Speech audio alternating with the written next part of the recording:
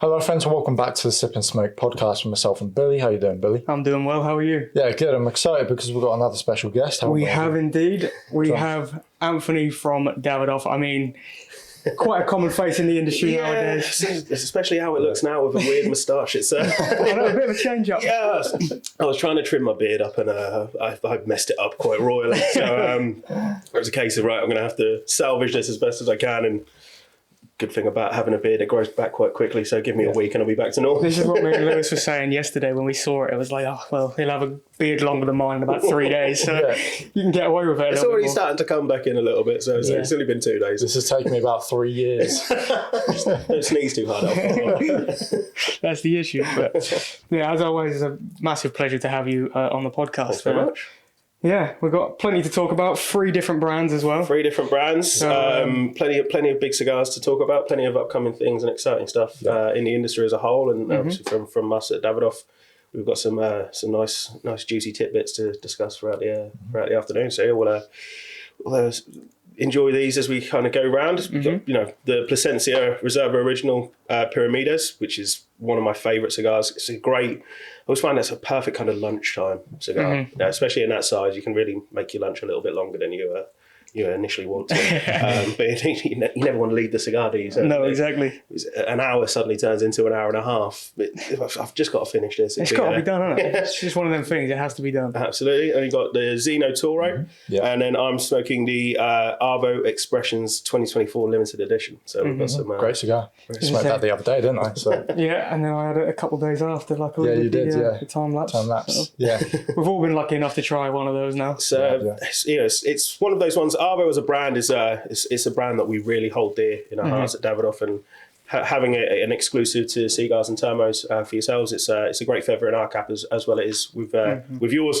But the blend on this one is super unique. So it's got Ecuadorian wrapper, Mexican binder, and then Dominican and American fillers. So quite unique, especially for Arvo to use American tobaccos. There's not many cigars out there that have American tobacco in them, so it's quite an eclectic mix. I mean, across the whole, you've got Nicaraguan Puro, you've got Horizon Wide Blend in the Zeno. Zeno for me, it's been so much fun with Zeno the last couple of years. Now bringing in the new formats and things like that as well. The half Corona with the pre-punch on it. Absolutely ideal, especially this time of year as well. You know, those kind of colder dog walks with a tin of those in your pocket is never a bad thing. You end up doing a few more laps to get through the entire tin straight off the bat. A tin of 5 doesn't last very long. But no, so like I said, we've got some really exciting stuff coming up across all of the brands, really. Obviously, with the Arvo Expressions being the kind of latest limited edition from Arvo. Got Plasencia with the new Ometepe limited edition, which they've just released. Zeno, not so much of a new things from Zeno, just more of a expansion of the ranges and really kind of educating people on them. I think there's a bit of a kind of separation, and people don't quite understand that Zeno is Zeno Davidoff. So the Zeno is essentially a Davidoff cigar for not Davidoff money. In the grand scheme of things, it's just kind of relating it to those. And then from Davidoff, a couple of days ago, we launched the new Oro Blanco. I saw. Wow. The Oro Blanco 111. So that is 111 years of combined age in the tobacco. Yeah, we looked at that this morning, didn't we? And we were trying to figure out, it's like how many, because I was looking everywhere and we kept saying about like how many they were releasing or how many you were releasing. And the only thought process, because we couldn't see anything anywhere online, I said, well, they must have done something with the 111. Yeah. So is there something to do with that number, the same amount of releases, or? No, so what it is, and as you know, when you've been to the factory a couple of years ago, is when you go into the storage, into the inventory, we've got tobacco there from 20, 30, 40 years ago, and it's impressive. It's always quite a lot of fun, and it's something that our master blender is constantly checking and testing and trying, and we're coming up with new ideas, and it's usually the initial idea, then you go through kind of R&D on it, and sometimes they never see the light of day. There's a lot of experimental cigars that get made at the Davidoff factory, but 111 years is if you can do it, we do it. We're kind of the first people to ever do that in any respects, and we're always trying to kind of push the boundaries on what cigars are all about. down to things like the Year of the Tiger, when we put the tiger stripes on the cigar. Yeah. Year of the Dragon with no wrapper leaf on the first little few puffs of it, so it flames up like a dragon. Yeah. Year of the Rabbit had them placed around like a rabbit's warren in the box. So it's always kind of pushing the boundaries of what we can do. And with the Oro Blanco, we've actually, this is the first time we've ever bought the boxes of 10 into the UK as well. So we've got the single coffin boxes, and then you've got larger boxes of 10. If you can afford one, it's definitely something. Don't necessarily tell the wife how much you spent on cigars. I won them in a raffle. How much was the ticket? Only a couple of quid. What's this £6,000 receipt? Oh, I got your new ring. So. You'll see it in a few years. Yeah, they're making it. Yeah, very expensive line of cigars, but I mean, with the 111 years combined age and stuff, it kind of, the craftsmanship behind everything that you guys are doing, it kind of warrants it a little bit. Yeah, I mean, there is a certain level of having to necessarily justify the price. However, it's an experience of a lifetime. For a cigar with that level of tobacco and that aging of tobacco, that craftsmanship from Davidoff, to be able to say you smoked one is quite an achievement. So even just to say you've got one at home is always quite nice. I was going to say, I said to you earlier, it's quite cool because the tobacco, the harvest 2001. Yeah. It was my birth year, 2001, so it's quite cool. So you're telling me you're going to buy one? Yeah. Celebration. It's on the Christmas list. Or you can give him one for his birthday. Give him an extra one for his. I'll let you look at me while I smoke. That'll do. It's fantastic. And we've also got a pairing, haven't we? So we have, yeah. Do you want to talk us through that? Of course, yeah. So today we have the Farley Bay Flagship. So this whiskey has been made with pretty much everybody in mind, right? It's their flagship whiskey. Whether you're new to whiskey or a seasoned drinker, this is a whiskey that should kind of resonate with everyone, right? It's 100% homegrown barley, which is made from all in Yorkshire, and it has actually made 3 silver awards and 1 gold award as well. So yeah. Little bit of a difference. Not everyone knows of whiskey coming out of Yorkshire. No, so I remember when I first done a few events with the guys from Farley Bay, and I didn't even know they could make it in Yorkshire. Yeah, but, we managed to go to the distillery. We did, yeah, it's fantastic. Yeah, it was last year. But yeah, real eye opener. So you say everything's kind of Scotch whiskey all up in Scotland and all of that. There's not much coming from different regions. So I mean, we've tried it. It's phenomenal, really smooth, quite creamy, a little bit of fruitiness in there as well. So with the 3 cigars that we I think pairing wise it's kind of it's perfect, and just from kind of drinking at events and kind of seeing it in a few bars and stuff, I think it's perfect as a standalone whiskey. It was also quite nice in a cocktail as well. I've never actually had it in a cocktail. There's some quite interesting kind of more fruitier based kind of cocktails work incredibly well with it. But we're just constantly doing events across the country every week at the moment. There's at least one a week, sometimes more. I think I've got to run towards the end of the month while you just drop ash all over yourself. I said to Lewis the other day, right? So we were sitting here, and for the last 3, maybe 4 cigars that I've smoked, I feel like an ashtray has just not been of use at all. Every single bit of ash decoration on the table. It's just landing all over, man. Even one of them beard buddies, right? Stick it down. One of those little kid ones with a little scoop bit. Them bibs. Yeah, just catch all the ash. All over my tray, all over my shoes, everything. Yeah, it's just, if you're going to wear black, I know. You can't hide.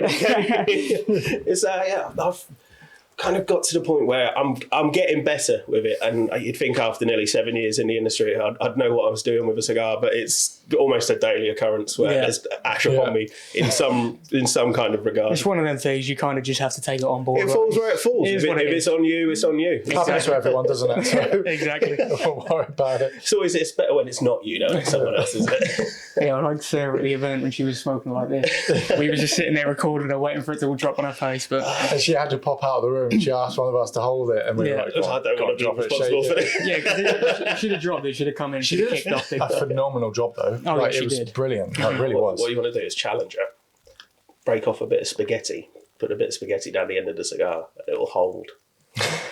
Yeah, we do a little challenge, but we'll just cheat it. Just give me Italian filler. getting bolognese and garlic bread. Carbonara. I mean, I've come up with some weird tasting notes, but I don't think I could push it that far. I reckon we could convince Sarah. Oh, If you could 100%. convince anyone, it'd be Sarah. So This is a new Italian fire-cured tobacco. yeah, 100%. she'd 100% go for it. I mean, yeah, you have come up with some weird ones. I mean, one of the weirdest that you came up with were, what was it? I remember you did the April Fools with the roast dinner. Yeah. At the start. That was pretty That was April Fool's. Yeah, I think a lot of people going, where's the cigar from? Yeah. I think one of my favourite ones is lemon meringue pie. And I still can't remember what cigar it was. But it's lived in my head and I don't know how I got there. It was kind of like, it had like this nice zingy citrusiness to it, a bit of biscuitiness and then this creaminess. And I was just going, what's that? Biscuit, cream, zing. Oh, it's lemon meringue pie. See, And I was like, what are you talking about? it is funny, and we always get asked the question. I can imagine you always get asked the question as well about tasting notes and things, and we've all been over it a million times. Sometimes a cigar just tastes like a cigar. Yeah, of course, yeah. Sometimes what are you tasting notes? Tobacco. Tobacco, and then there's a little bit of tobacco just on the. But you like it or you don't. You know, that's the main thing. Oh, it's the joys of the cigar world. You know, there's so many kind of variables. There's so much opportunities and options out there. There is no right or wrong to it. I think a lot of people who smoke cigars, and if you look at the tasting notes sometimes, and you'll think to yourself, am I doing this wrong? Because I'm not getting that, or I'm not getting this. So, I mean, the easiest way to kind of simplify it is, right, is there a creaminess? Is there a pepperiness? Is there a spice? Or, you know, is there like a woodiness? You can kind of agree on those core points of it. Then you can elaborate on those however you see fit. Sometimes Same way we do it, right, at events and stuff. Yeah. Obviously, you kind of explain that to us, and we've taken that same thing. But you find the foundation, and then what does that foundation mean to you? And you Exactly. go off. It's spicy. So what is that spicy? Is it like you know, fresh pepper spice, like fresh kind of chilies? Is it like more of a kind of warming spice that kind of heats up in the mouth? Yeah. And like I said, sometimes you just go, it's nice. It's just a cigar, tobacco cigar. They're always the hardest ones to review, right? You sit there and you're like, I can't rack it. How can I make this sound really jazzy? Yeah. I thought it was really funny when you tried to explain the leather to me. Yeah. And it really makes sense how the black leather and the brown leather You sit differentiate. on or you sit in. You do, but you do get thrown out of DFS if you go around kind of doing some weird things on the sofas. You'll be on a banned list from the sofa shop. But it's one of those, and it's fun for me. You know, going and doing all of these events and speaking to people, and you know, there's people who are just getting into cigars, and there's people who have been smoking cigars longer than I've been alive. You know, everyone remembers their first cigar, their best cigar, their worst cigar, the one they want to try next. People go, well, you know, what's your favourite cigar? So whichever one is in my hand right now is my favourite within that moment in time. Might change tomorrow. It might be another 6 months until I smoke this cigar again. That's always a difficult one to answer, right? I mean, all of us, you smoke a fair amount of cigars, right? And different regions, different brands, different tobaccos, all of that. And it's like, well, it's hard to pinpoint one specific cigar because so many offer so many different things, right? And, I mean, you can have the same brand like Placencia, but you've got so many different lines within each one that you can't. The variables, it's the time of day, you know, what you're pairing it with, what you're eating it, where you are, whether you're inside, outside, you know, the temperature, the wind. There's so, you know, and the same cigar can taste completely different in various different kind of environments.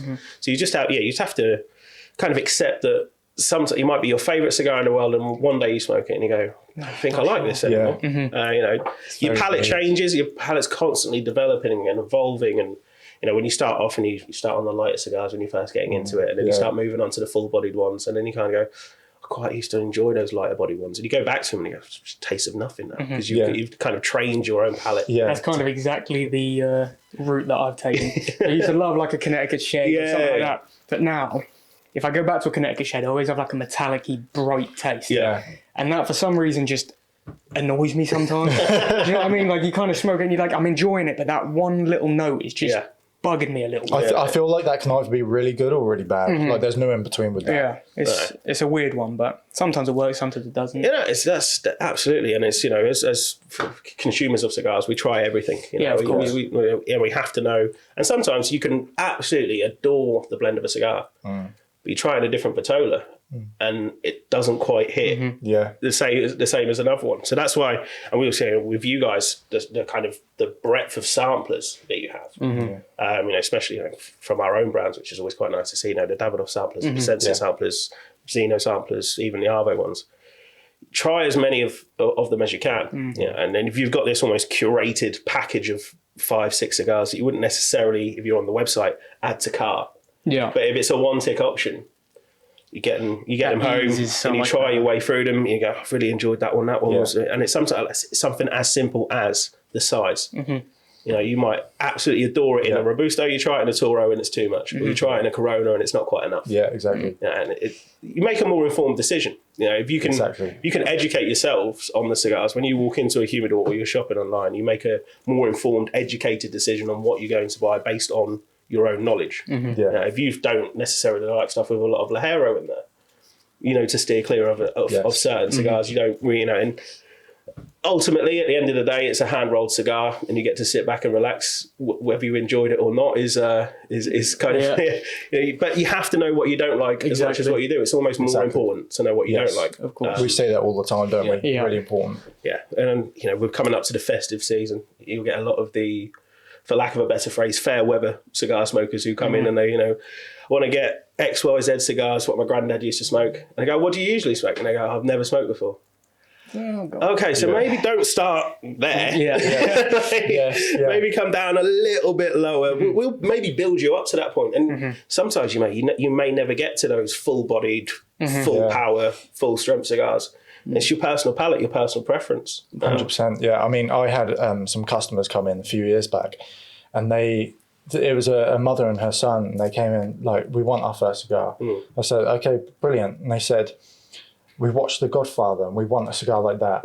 So I was choosing cigars for them. I was like, I really recommend this one because it's quite mild, it's easy going, it's not going to be too harsh for either of you. Is this when they were like, no, we want bigger or something like that? And they were like, no, I want this one. This looks like something that they were smoking. And I was like, well, I wouldn't recommend that. No. I didn't see them again. No, you wouldn't. I mean, that's your first and last cigar. But that's the thing, that's what our jobs kind of is, right? It's educating people and making sure they, as you say, make that informed decision based on, I've never smoked before, so I'm not going to go for something like a late hour Robusto or something, right? It's quite the start point. It is. If you could do it, a late hour Toro as your first cigar. That's some way to go.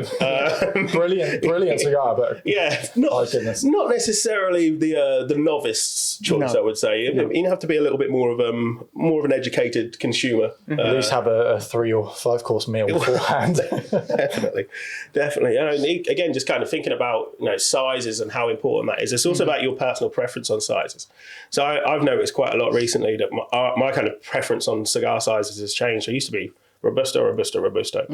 Now it's going more to kind of Toros and Gordos and kind of bigger sizes. But if you only really consume Robustos or smaller, your maximum kind of smoking time, 45 minutes to an hour.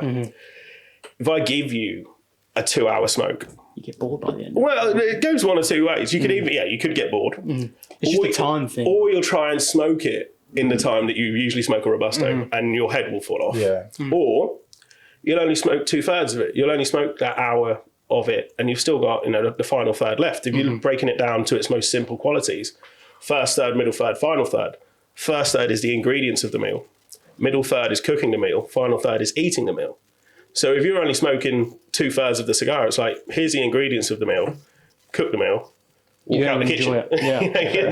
So you can always try 2 cigars. You can always have 2 smaller cigars. You don't always necessarily have to go for that larger one, but we live in a social media world where people want the biggest cigar possible. Bigger is better. It's not always the case. I feel like that's a very American thing. Yeah, my mum tells me good things come in small packages. So.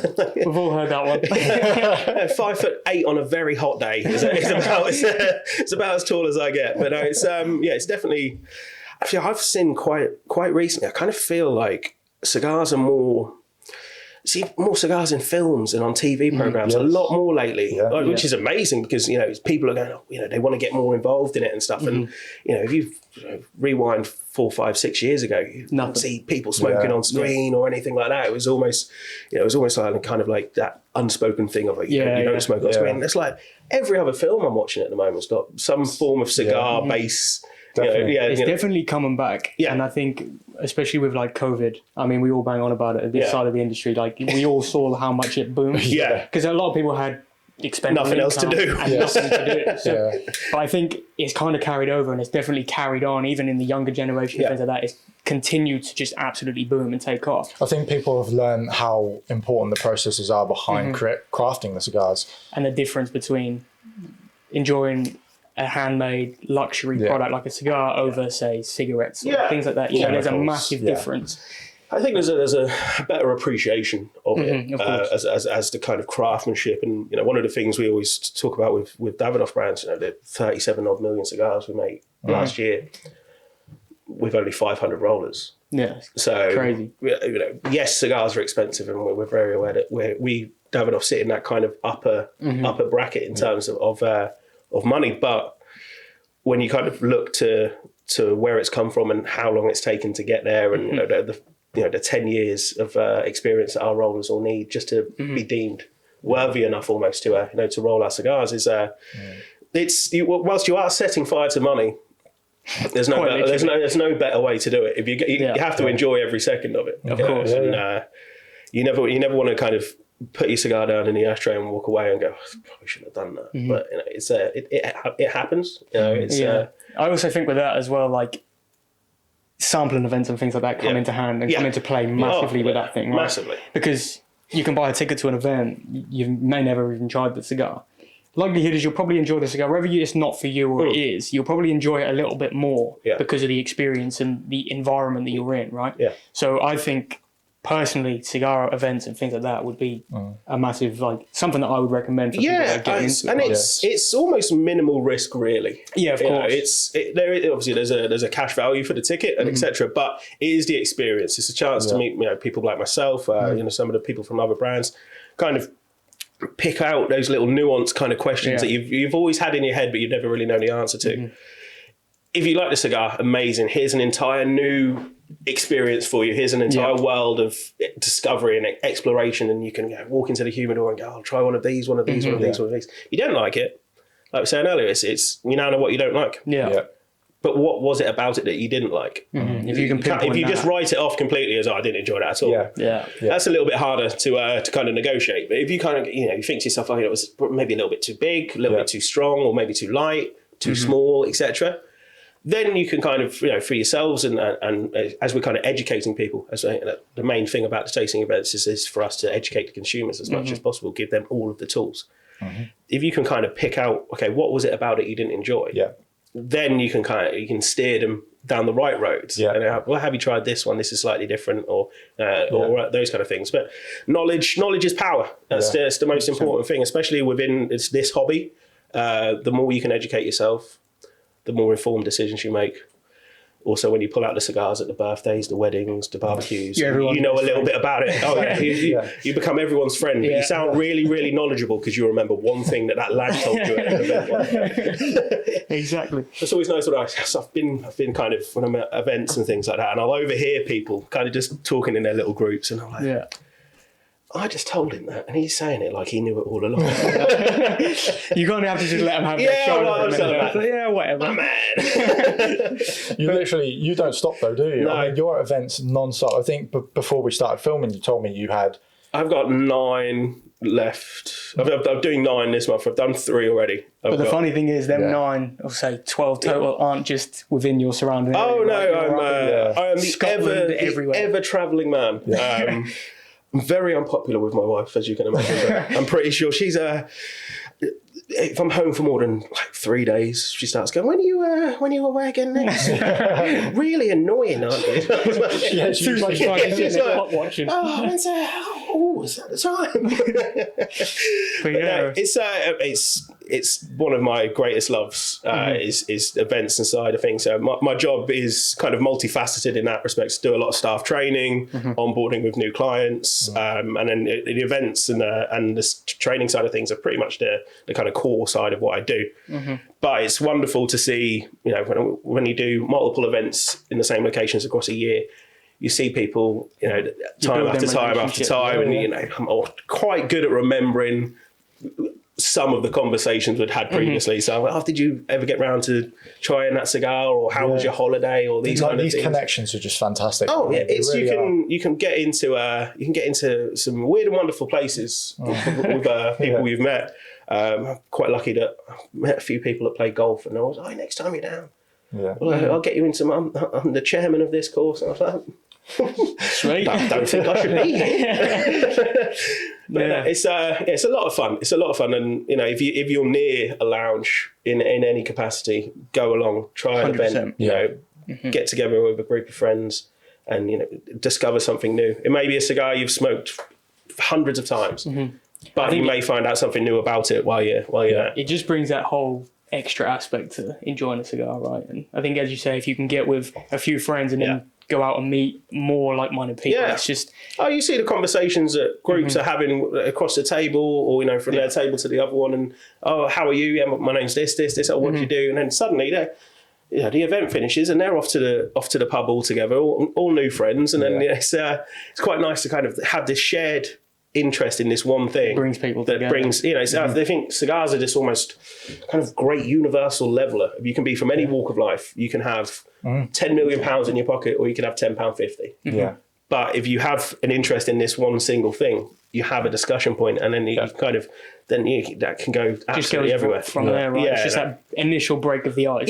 Over common ground, and just opens. I don't know you, you don't know me, but we're both here at this event doing this thing. Exactly. So may as well make the most of it. Kind of thing, right? Yeah, definitely. It's I mean, it's like I said, it's one of my big loves is doing events, and I get to do about 55, 60 of them a year, which is quite nice. And it's nothing compared to our 12. Is it? Oh, we could get more in it. 100% we could, yeah.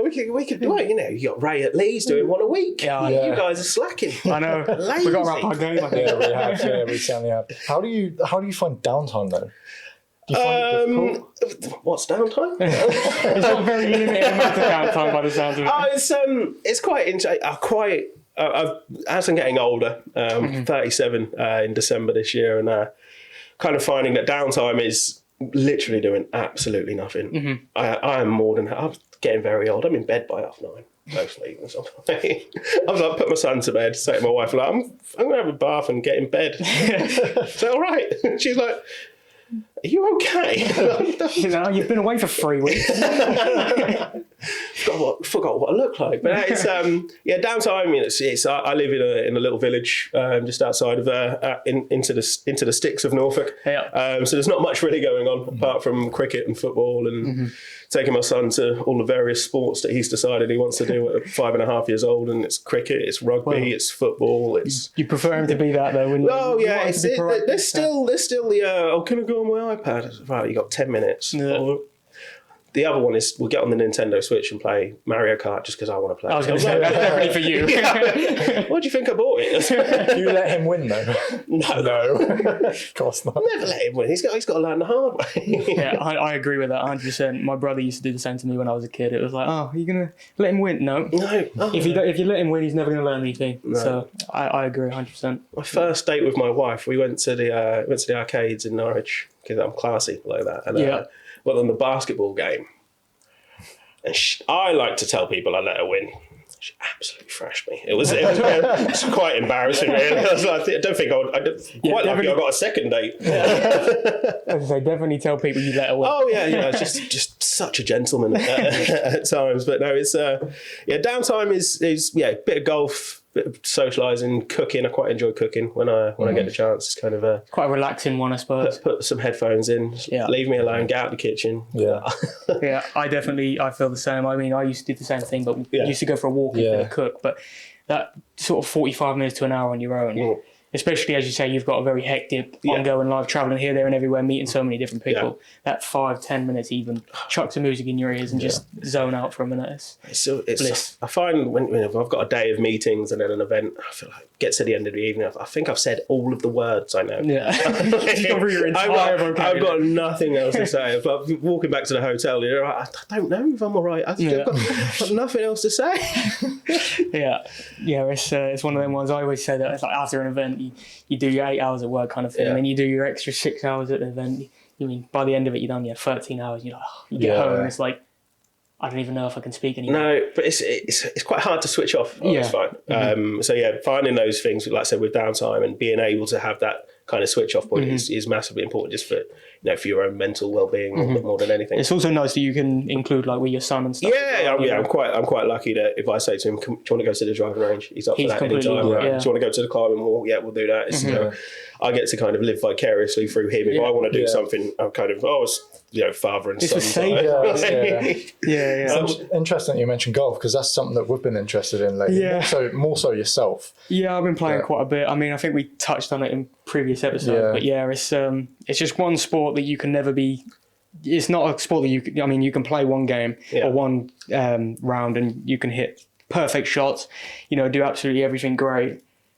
You can not play for a week, you play again, and all of a sudden every shot you're going spooning off to the right. And it's just like, but it's one of them things, like with football and other sports, you can, as soon as you've mastered the basic, there's not really so much that can go wrong. But golf, it's an ever growing.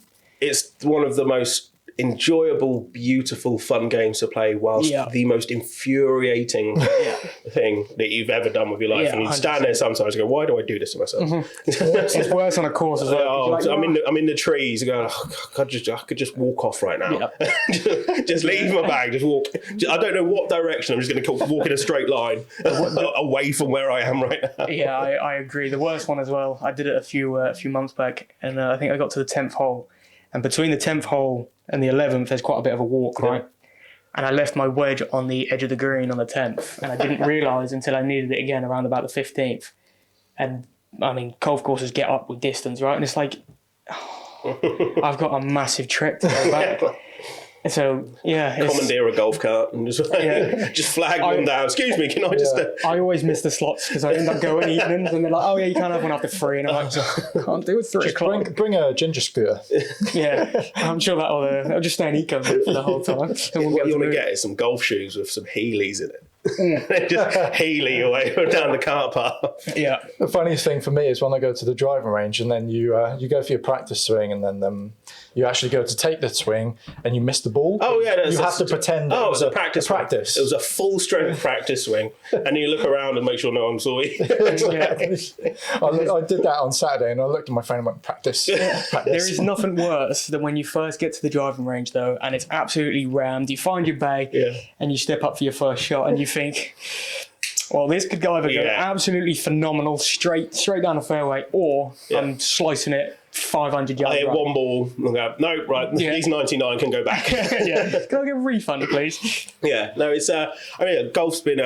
It's a great fun, and it's, as a cigar smoker, it's a great kind of 4.5 hours to be out on the course, and I'm lucky enough that I work with quite a lot of very prestigious and exclusive golf courses that I get to go to, and how convenient! I've got my clubs in the car. Definitely wasn't pre-planned. That's We went up to Leeds and we found this hotel and there was like a spa and a golf course. And to be fair, the price wasn't that bad, was it? And we was like, maybe we'll go there and I'll just take my clubs in the car.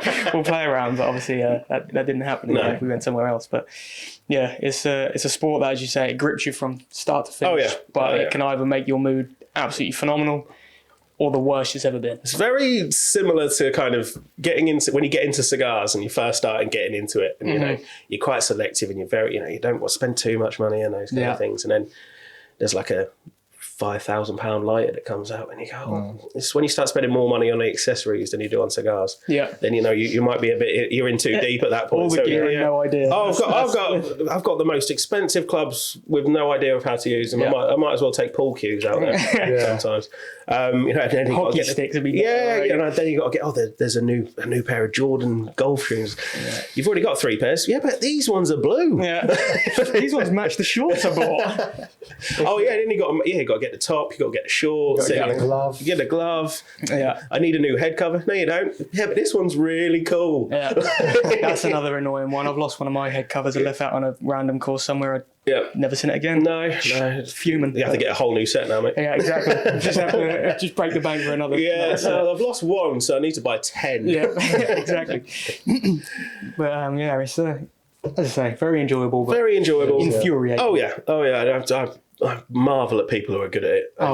You look at the professionals, and I'm like, watching it on TV just gives you. I don't even know how to do that. It gives you a very false idea as well. It makes it look so easy, and you're like, I could do just that. Casual, 340-yard drive, and I'm like, I don't even think I can run 340. But as you say, the good thing about it as well, it goes hand in hand with cigars. Yeah, right? it's you're outdoors. You've got multiple hours to just relax. Relax, and you've got things like the cigar caddy, the little clip that you can kind of put your cigars on, and I've seen some quite interesting customized golf carts with like built-in humidors on them and things like that, which is that's awesome. Yeah, it's pretty cool. There's a guy called John Daly. Have you seen him? Yeah, and he's got his thing. He's kitted it out. It looks like some sort of like a mini kind of thing. Yeah. He's pimped it all out, and then in the front it's like a big case, and it's just got loads of beer in it, or his own brand of beer. So he just goes around barefooted playing golf, cigarette in his mouth. Yeah, sipping away. He's so cool. But, that's my retirement plan, just to be a shoeless bearded Santa Claus lookalike. Yeah, that'd be absolutely phenomenal. You've done something right. Yeah, I've got to grow this back in. So it's going great enough, so I'm not far off. You've got about 4 days until you look like him, so it's all right. But it's a great thing, there's a lot of celebrities, golfers who smoke cigars. It is that kind of match made in heaven if you've got the time while you're out there to kind of I've played with a few guys that I don't think I've ever saw them without a cigar in their hand. Even when they're going up to putt on the green, it's in their mouth, and back to it, which is quite interesting. And more women are getting into it as well. There's a lot more women in getting into the cigar industry, which is incredible.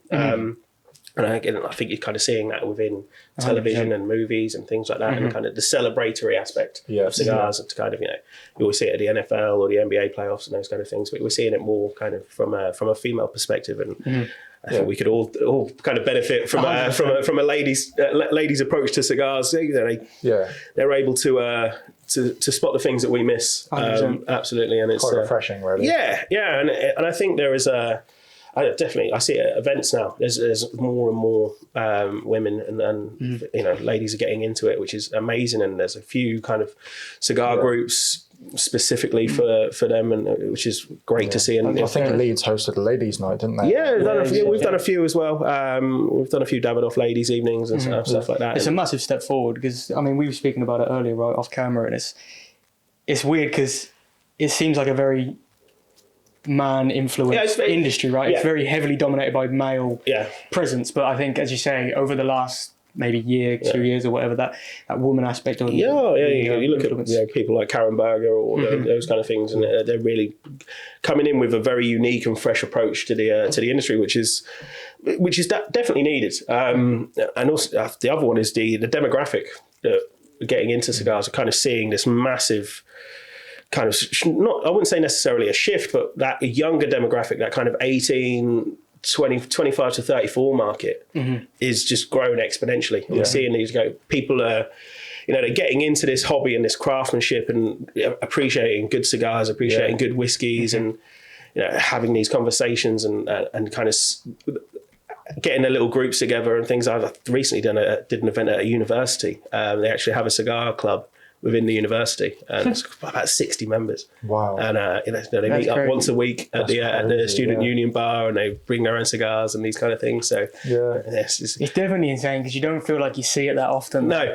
Oh, I see what you don't see: people smoking pipes out in the wild. Yeah. Do you know what's funny though? Because there's a guy that comes in here weekly. He's only just started. I think he started smoking like international cigars, packet cigars.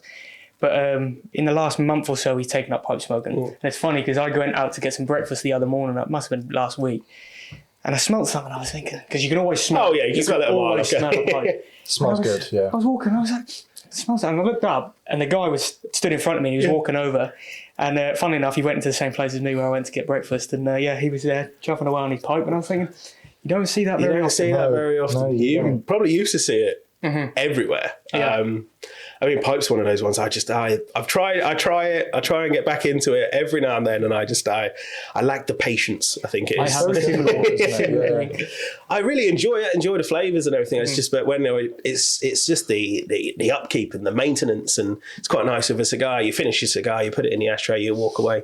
Yeah, you finish with your pipe, you got to get your arts and crafts kit out and do all the cleaning and all these kind of things. So it's a better man than me that smokes pipes. I'm sure when I've grown my John Daly beard in, I'm shoeless with my pipe on the golf course. But no, so there's so many kind of interesting aspects to cigars, and we're seeing so many people getting into it and kind of appreciating it and wanting to learn more. And I know just from my travels around the country, when I'm in the middle of nowhere in a town that I can't even pronounce, let alone know where it exists on the map. But end of the evening, you go to the bar, you get a drink, you sit outside, you smoke a cigar, and people will talk to you or ask you questions about it, or they could, that reminds me of my granddad. That reminds me of and they always ask the same questions, and it's like, what's that one? And then you get into a conversation with them, and if you get talking to the barman or the bar manager in the hotel when they get a checkout, and there's suddenly, there's just my business card is just there for you, and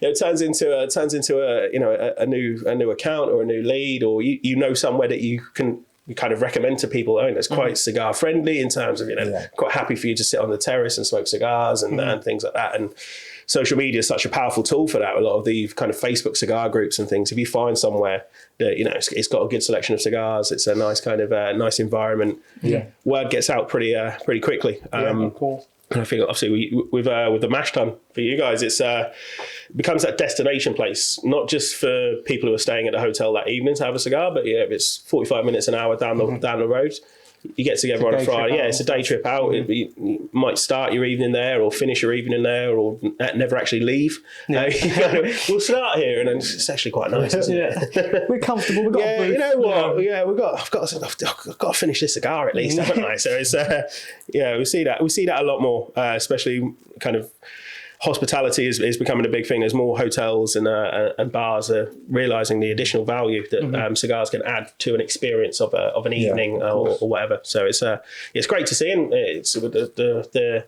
industry is constantly growing and evolving. Expanding massively, right? You're seeing more and more people smoking cigars. More and more people kind of tailoring specific things, especially with whiskies and things like that. A lot more brands are looking at kind of cigar malts and looking at those kind of pairings and things like that. And from my side of things, it's great to be able to experiment and try these things. And myself and my boss, we often will send each other, random whiskies, or we did beef jerky and hot sauce and Camacho, and we was like, right, it was a random Tuesday afternoon on a Teams call. He's in his house, I'm in my office, and we're going, right, I'm going to try this beef jerky with this hot sauce while I'm smoking a cigar. Camacho seems fitting with that, with a built bowl. It's to live loud and what some of the events that we do with Camacho in America, with a big kind of barbecue showdown cook-offs and things like that. So that'd be insane to experience. 100%. Go across to America, like Kentucky or something like the briskets and even with Arvo recently, we've started doing some kind of like bigger kind of DJ events and things like that with Arvo, which has been incredible. Is that with DJ D-Nice? Yeah. So we've got kind of that kind of modernisation of the link between Arvo and Arvo Usavian being a jazz musician, kind of looking at with modern eyes, so we can have these more kind of like Vegas DJ shows all based around the cigars and things. So it's great to kind of open the boundaries up as much as possible and try new things. It just seems like there's no end to it, right? A cigar can just add to every experience by the sound. This was nice. Would have been nicer if I had a cigar. Yeah, if you could just sit there and enjoy it with a cigar in your hand. There's nothing worse than being somewhere really nice and you go, Oh, God, I haven't got one. Yeah. wrong coat. Or if you brought the cigar but you've got no cut and like. Oh well, that's why the Zeno pre-cut. Exactly. Yeah. You don't, because you can find a lighter anywhere in the world. Oh, yeah, of course. If you're out without a cutter, you're trying to like convince the barman to give you the lemon knife or something, or trying to peel it off with your finger. Yeah. Oh, then it's not very pleasant. It never feels right, does it? No, it doesn't. I had the Davidoff punch cut on my keys. Unfortunately, I lost it somehow. But yeah, it's definitely worth having one on if you can. I try and kind of secrete cutters in most of my jackets, so anyone I put on, at least I can kind of sort myself out. But yeah, universal bags always got one in there just in case. Yeah, it's always like one in my car somewhere or something like that. Yeah. So can never be too careful. No, but it's just great to be able to like I said, the Zeno half Corona with the pre-punch. That's been a great addition to the Zeno portfolio, and kind of we've touched on it throughout the evening. But it's when you're looking at cigars and you've got those Vitolas and you've got those various sizes, and it's almost a little bit of almost a try before you buy in a smaller format, before you commit to the Toro or the Gordo or even the Robusto. You try it in that smaller format. If you like it, then you can kind of then start to experiment further with the ranges. And you guys do a great job of having that vast range of cigars and having those varieties and having those options for people to kind of look at and try. And you kind of work your way up in the sizes and get to a point where that's too big for me. Then you can come back down, and it's great to be able to have that variety of the individual cigars. And if you like the blend, we've only got 20 minutes, it's great. If you've got a couple of hours, you've got the size for that. So you can, if you find what you like and you can fit it in to any kind of time constraints that you have or don't have, it's great to kind of do. It's fantastic. Yeah. What would you say is next for Davidoff then? Oh, so Oro Blanco just this week, and then next one will be the Year of the Snake. Yeah, that's exciting because I'm trying to visualize it in my head. I can only tell you it's called the Year of the Snake. I'm not going to give you any more information. You're going to have to wait and see. We've got an idea of what we think, don't we? But yeah, I mean, we can all speculate and have ideas, but I think, even with the Year of the Tiger thing, right? You can have so many ideas, but likelihood is we probably won't. We like to keep people on their toes. But bring out innovative new approaches to cigars. So this is going to be the first official Year of the Snake, the Zodiac Part 2. Essentially, we're starting back from the beginning. So if you've ever had the chance to see the full collection of the first 12, the Year of the Snake technically was not called the Year of the Snake. It was called the Curve. It was just released around the time of Year of the Snake. It's not actually even red banded, it's white banded. Oh, and they've kind of just tied it in. Yeah, it was just it then made sense to kind of elaborate on that. So this one is going to be the start of the second 12, the second collection, and we'll see what comes out. It's exciting. Insane, really I'm really excited. I'm always excited to see the Zodiac cigars. They always bring something. As you say, with the Year of the Dragon, with the kind of open foot. And the Year of the Tiger. So we have this kind of I almost call them those like mad scientists at the factory now, coming up with these unique ideas and kind of unique approaches to cigars. And whilst it's easy to overcomplicate cigars, I think there's a tendency sometimes to kind of make them overly complicated for the sake of making them overcomplicated. But the construction and the quality and the flavour of the cigar, you can always guarantee on it being, with Davidoff, you've got that expectation of a premium luxury quality product. So there's always that to expect, but everything else we'll keep you waiting and keep you guessing. And that's always the answer. I don't know why I asked. I mean, I could tell you, but I would have to kill you. So. We can't know too many trade secrets because then, as I say, someone will be hunting for our heads. Yeah, we'll get you a little peek behind the curtain, but we don't let you go all the way back there. It's as I say, innovative always. So. Yeah. I'm looking forward to it. There's some really exciting things to come, and then next year is going to be even bigger. So there's plenty to come in the next few years. Are going to be very, very exciting, and so on and forever, hopefully. So I'm sure it will. And I'll still be there, smiling and waving. But you mentioned next year, and I think Lewis is very excited for the start of next year. Yeah, I am. Yeah. I mean, I'm lucky I've already had to experience this. Yeah. And I cannot wait for you to experience it because it really does open your eyes. But do you want to explain a little bit about what it is you might be doing in it? Yeah, so I will be going to the Dominican Republic with Davidoff, won't I? Never heard of it. it. No, no, you will be. It will be. Just for me?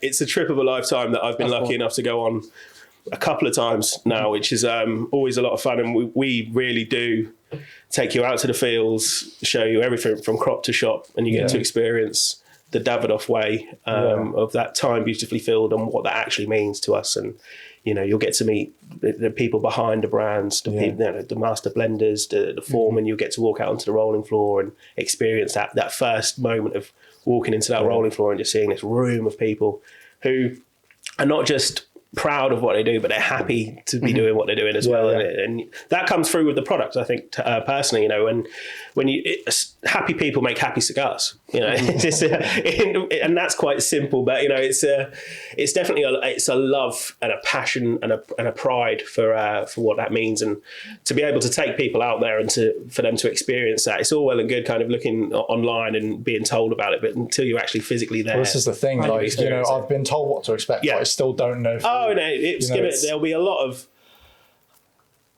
oh my God kind of moments. You get that a lot. 100%. Probably at least once a day of the days there. I think the nice thing about it as well, that there doesn't seem to be any restriction as to what you guys show on the trip. There was a couple of moments where I had to steer you away from certain sections of the factory. Yeah, but the cigar you was hiding is now released. I mean, it was the year of the dragon. They were all on the table, and I was going, "Oh, come look at this over here." It was funny. It was like security guard around one table, and everything else is fine. But they really do show you literally everything. You go obviously to the farms. You get to plant your own seed. You get to. That's what I'm excited for. I think I'm most excited to plant my own seed and to roll cigar. Yeah. So that's very what I'm really difficult. excited for. Oh yeah, they make it look easy. They really do. I still can't do it. I've tried multiple times and it never looks good. You look at videos and you think I could do that, like stretching the leaf a little bit and pulling, but yeah, the underlying appreciation for it that you gain. Yeah. Especially seeing it all from, as you say, from crop to shop, it's phenomenal because, as you say, you go through every single stage from from planting the seed all the way through to then putting the bands on. Yeah. You can physically see these people doing it, and as you say, every single one of them's always got a massive smile on their face, which shows another thing. I mean, Davidoff obviously look after them, and we do as much as we can. We do as best as we can. It's as much as it's their investment into themselves, it's our investment into them as well. And to take that long to make it to the rolling floor, it's a decade of learning and experiencing and starting, like I said, from the ground up, from crop to shop, in the field, putting seeds in the ground, learning how to grade the leaves, how to manipulate them and all these kind of things. So learning all of those aspects to make it to the rolling floor, to be proud to be a Davidoff employee, to be it does give you a massive appreciation of the products. And every time I've gone and every time I've taken people out there, everyone comes away with this new kind of renewed pride of the products, and it's always quite nice for us because we see this quite marked spike in sales the first couple of months after people come back because they know everything about the brand and they really want to you really want to invest it. But it's like I say, it is a trip of a lifetime, and it's really nice for us to be able to take people out there, and I think you're going to come away with some stories and some memories that will of course. Some things you're probably not allowed to say on camera, but it's definitely it's great and you'll meet people from around the world as well. So there's other people from within the UK industry and across the world, and you get to share these stories and kind of people and it's quite hard in the UK with cigars, and we're very aware of the taxations and all these kind of things, and you kind of look at some of these other brands like, you've got it easy here. I'm so excited to meet people. I mean, I know you said that Linus was really cool. Linus, good old Linus. I like Linus. What a man. Linus is great. Really excited to meet them. Sam as well. Sam was great. You meet Sam, Pedro, you meet Hamlet, you meet everyone, so you'll get to really. Hopefully I can challenge them at a game of pool as well. Well, Billy's I think still the reigning champ. I mean, I claimed it on the bus when Sam stood up at the front of the bus. If anyone can beat me at pool, and I sat at the back and said, "I will beat him." Yeah. 3 days later, I beat him. So it was true. It's quite an interesting one, and you'll get to try some cigars that are coming out, some cigars that may never see the light of day, and you'll kind of really get to kind of break things down from all the way, like I said, from the seeds to the individual crops to the individual leaves to the blending master classes and everything that really kind of goes into it. And there's a lot more that goes into it that people don't necessarily always appreciate. And you know, kind of even things like when you're handling the seedlings, and you dip your fingers in milk to not bruise the leaves and things like that. And it's just, you know, the soil that we use when we're first planting the first seeds, we actually import the soil from Canada. Just to have those nutrients and those minerals and those kind of things. And it's a beautiful country, and the people are always amazing. And it's you are really. I'm slightly jealous I'm not going. I might try and sneak on if you've got a big enough suitcase. So we'll fix that now. There's smoke coming out of that suitcase. It's just me all crunched up smoking a cigar. And I think something's up with the plan. Act like I'm not here. It's fine. But yeah, this goes back to the point where we say education is so important because it gives people that enthusiasm. I'm already enthusiastic about it, and you know, just understanding the processes and seeing it with my own eyes is going to really bring forth that enthusiasm. When sometimes you just have the end product that's just there on the shelf or in the box or in the humidor, you don't really kind of appreciate what it's taken to get to that point, and the fact that thing exists and you set fire to it and you get these flavors and you get all these kind of things. You just kind of how has that happened? Yeah, how has that happened? Yeah. What kind of weird alchemy has kind of existed to make this product? So I'm very, very jealous of the fact I'm probably not going this year. The cigar blending session as well. I'm assuming they'll probably do the same. Yeah, similar kind of format. There's always a few different kind of things, but that's a really eye-opening one. I remember the first time I did it was I think it was like 2019 was the first time I went. And to kind of really break that down into how much each leaf kind of affects the cigar and that side of things. It's almost like I said, it's mad science of a certain percentage. Sometimes, you know, if it's a Corona and a Petite Corona, that's not just a case of halving the ingredients. No. It's a game of percentages. It's a game of percentages, and it has to have that consistency of flavour across the board. You know, you have to be able to pick up a cigar, you know, say a Signature 2000 that you smoked 7, 8, 9 years ago, and you pick up one today, it has to taste exactly the same. It's crazy. Yeah, one tip I will give you though, make sure you take sun cream. Yeah. I mean, we got halfway through the, I think it was the tour. You were a lovely shade of rouge. Yeah, well. You look like you're squashing. Well, the funny thing, even in the pictures and stuff, right, I was stood there and obviously we was in the greenhouses and stuff at the back. And I was like, my arms are burning, right? So I looked down and I was stood there and I ended up having to try and tuck my arms in because my arms were honestly like really red. Yeah, it was so bad. But I mean, I've never had that problem. Yeah. Quite luckily, the heritage has allowed me to be sun cream free since '87. Yeah, my Irish heritage doesn't help. No, not necessarily. Not known for your tanning. No, not at all. But 100% you will thoroughly enjoy it. And obviously, I mean, I've been obviously once. I've had the luxury to go a few times, but definitely one of them things that you've got to do. Just take every single thing in as much as you can. Take notes, take thousands of photographs because you'll be able to look back on them and of course, really kind of kind of think to yourself, wow, that was something, you know. And it's not a trip that we do, you know, even to the factories, you know, the tours of the Davidoff factory. That's not something that you can, even if you're on holiday in the Dominican, you can go and do. We only let a very select people in a very fine window see that side of the production, and so this isn't something that someone in the public can pay. No, it's not something that we do. This isn't a trip that is available as a package deal for anyone. It's something that very exclusive people. Oh, that's what you are now. Heard about Lewis? He's an exclusive kind of person. He's been to the Dominican. He's been, but no, it's definitely a trip that a lot of people always ask questions about still. And you know, it was one of my favourite things. When the first time I went is when I worked here, and it was Davidoff taking me out there to show me, and then the time we went, it was like Davidoff taking people out there and having that experience from the other side of things. It's really nice for me to kind of see my progression through the industry, and in quite a short period of time, be coming up to be 7 years this November. I've been in the industry, so it's not a very long time. It's been quite the whirlwind, as you can imagine, and I'm enjoying every single second of it. I get to do something that I'm passionate about for a job, which is you can't ask for more. Really. No, exactly. If you do what you love, you never work a day in your life. Yeah, it's crazy, like 7 years. Yeah. Just to think that the people rolling cigars at Davidoff would have been doing another 3 years in the Before field even- even rolling a cigar. I mean, if you can go even more extreme than that, if you look at the Royal release, it's only 8 people that roll the entire Davidoff Royal release production for the world, and they've been rolling for at least 20 years. That's fantastic, isn't it? But they get to sit on the front tables. Yeah. And they are... That's some exclusive people. Yeah. They're exclusive. They're made people are exclusive. I want to have pictures with them there. But I get into do a lot of events where I get to meet a lot of celebrities, but I've got pictures on my wall of me with the rollers who roll the Royal release. Yeah, that's truly remarkable, as you say. So. Yeah, you will definitely enjoy it. But I think we've kind of waxed lyrical about everything apart from cigars. But what do you guys think of the cigars?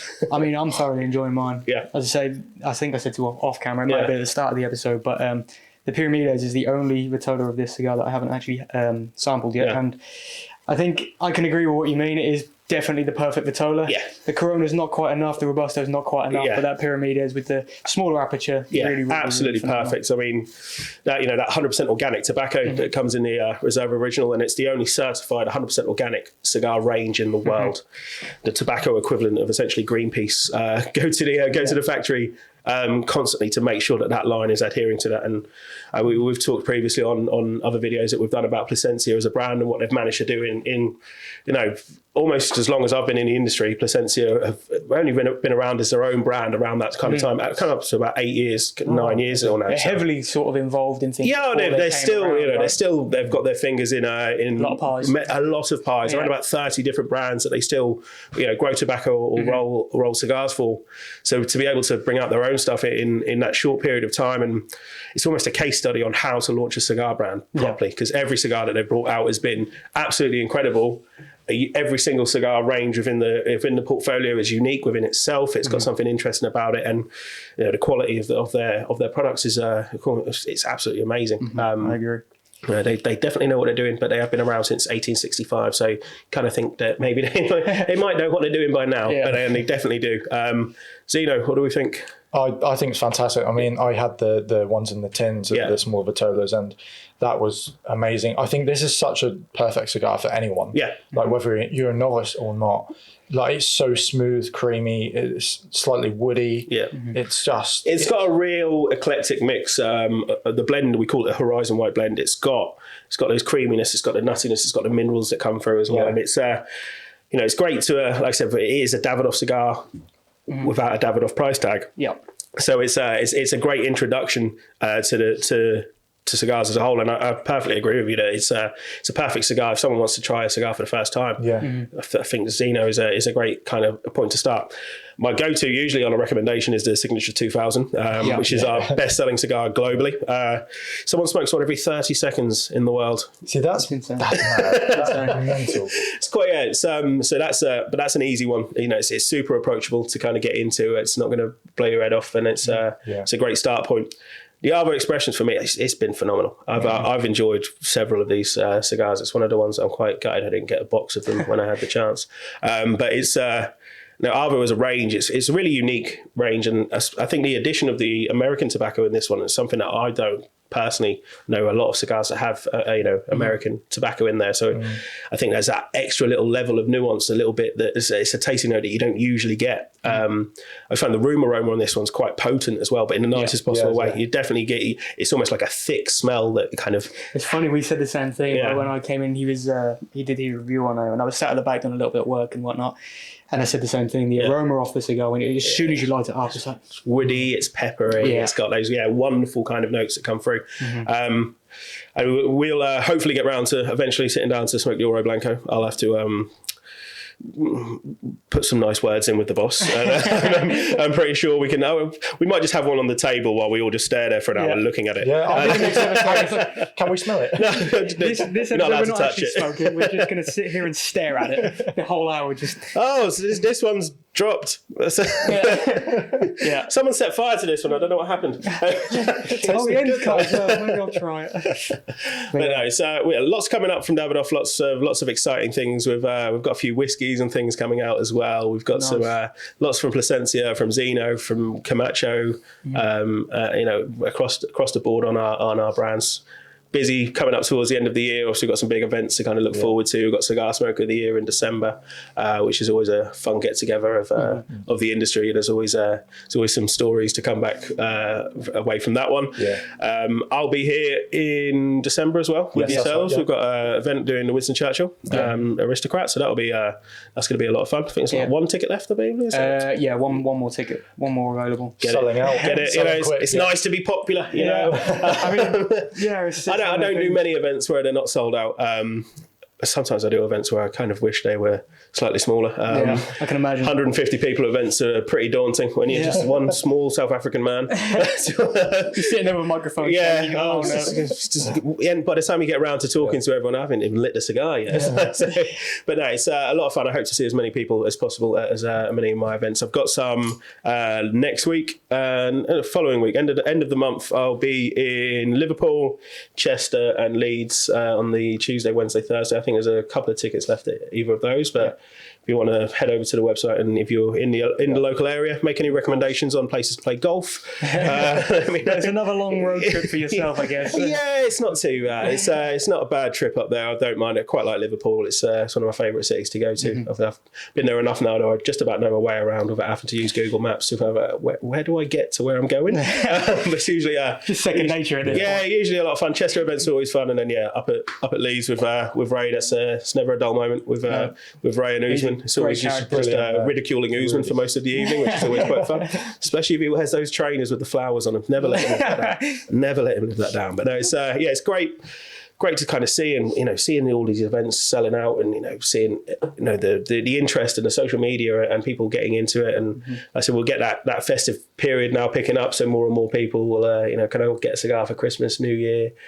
It's always when you get the wives of the husbands or the partners of the cigar smoker, and they come in, they go, he smokes this. It's got a white band on it. I mean, that means that's really not very helpful. And then when you go, and then they spot it and they go, that's one. And it's like, that's however much money. Is that how much he spends on cigars? No. I don't know. I think this is a conversation you need to have with them, and maybe not with me. You just stand there like, oh no, I'm in the middle. I know the ones where they go, he smokes this cigar. It's about that big.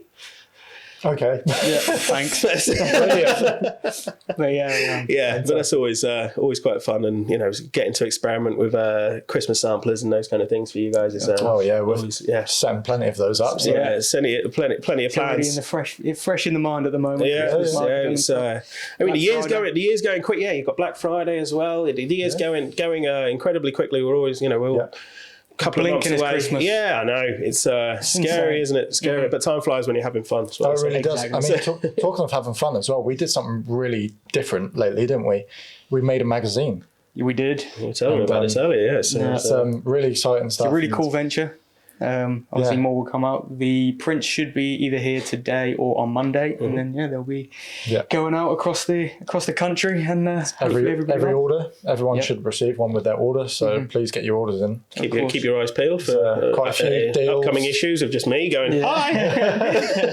There are a lot of deals and codes and exclusive like to the magazine, so you get different codes for different things, opportunities to win some things, and loyalty points and all of that stuff, which loyalty points will make way more sense as well in the future. We've got some more things planned, hopefully. So it's a lot going on for us as well, isn't there? But of course, so it's always something. But it's better to be busy. It's always better to be busy. You'd be bored if there was nothing else to do. I mean, there was a lot of back and forth with it, weren't there? I mean, the amount of times we had to change things.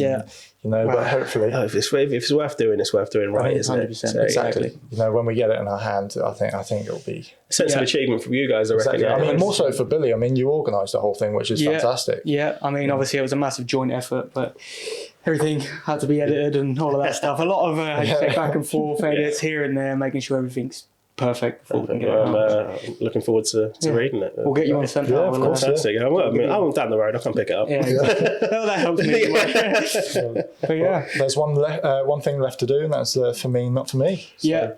I mean, for me, it's quite an obvious one. This cigar definitely for me, 100%. I enjoy it every time.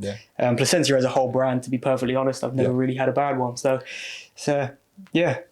easy choice. for me, nothing else to say. Again, isn't it? It's very easy decisions today, and I can. It makes my job so much easier. I was going to say, I can assume it's definitely. I don't really like smoking. There's. I could have smoked any of the 3 cigars we're smoking this evening, or anything from the Davidoff. When I picked them up earlier and I laid them down, I thought this selection is absolutely phenomenal. But with that, just a quick disclaimer. Obviously, for you guys that are subscribed to the subscription, the only cigars that you will receive in the package are the Plasencia and the Zino. The Arvo is obviously just an added extra for yourself, Anthony. So in your subscription pack, you will receive the 2 cigars as usual. These are available on the website. They are, of course. Please grab one. They're really good. Really, really good. It's actually a really good price as well for the size of the cigar. It's a long smoke. It's a good 2 hours. Like $23.99. Yeah, that's incredible. And it is a limited edition. There's a very small allocation of them into the UK. So it's grab them while you can. If you can get the box, please do. Or, pick up a few singles, give one to a friend. Just a quick one on that as well. The box design on these are absolutely phenomenal. The box is great. The box is really very, very intricate. Really different to what I've seen everybody else do. With the sort of the squared bit that comes out rather than an open top kind of thing. Yeah. So it's not, that's one of those things that I think sometimes gets a little bit overlooked. With sometimes the box is just there to contain the cigars, but sometimes the box is part of the experience, and to be able to have that on your shelf is great. It's a lot of fun. You've got the Plasencia Ometepe limited edition with a chance to win. I believe it is to win the humidor if you are one of the people that purchases. So we have the big Plasencia sampler available currently on the website. Every purchase goes into the pot with a chance to win the limited edition Plasencia. Again, that's another one I'm quite jealous that I don't. No. I mean, we spoke about it off camera, right? The humidor itself is phenomenal again. It's a beautiful bright red humidor. It's going to stand out in a volcanic rock in there. It is a thing of beauty. I might have to enter myself. I don't know if I'm allowed. Well, don't worry, I had the same thought. I could enter myself, but I know for a fact if I won, you wouldn't give it to me. The winner is not him. Tell you what, you tell us about the year of the snake, and we'll talk off camera. But as always, absolute pleasure to have you. Pleasure as always for me. Just before we end, a little bit about the Farley Bay. I mean, with the 100% organic tobacco in this and the 100% homegrown barley from Yorkshire, I mean, this pairing for myself, it's been absolutely phenomenal. It's almost like we've created a new web listing there of a little homegrown organic sampler that could be an option. It definitely offers sweetness, a little bit of fruitiness, and then, as you say, that flavour from the Plasencia as well really does balance, and the complexities work perfectly together. So you guys really need to grab it. 100%. Get it while you can. Head out. Sure. As I say, pleasure to have you as always. As always, guys, thank you very much. No problem. Thank you guys so much for watching. Please subscribe to the channel, follow our Spotify if you haven't already, and be sure to pick up the sampler online, which is only $39.99. $39.99 rolling subscription. That's a bargain. Absolute bargain. Absolute bargain. Especially with the cigars, we get involved and we can put into the thing. For sure. Yeah.